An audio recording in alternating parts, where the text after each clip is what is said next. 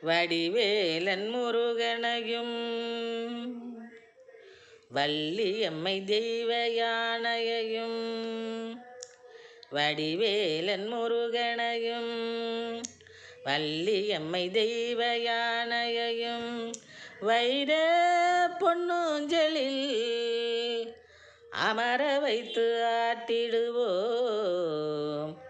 அன்பாய் பாலும் பழமும் ஊட்டிடுவோம். அமுதும் தேனும் தினைமாவும் ஊட்டிடுவோம். அன்பாய் பாலும் பழமும் ஊட்டிடுவோம். அமுதும் தேனும் தினைமாவும் ஊட்டிடுவோம். லாலி சுபலா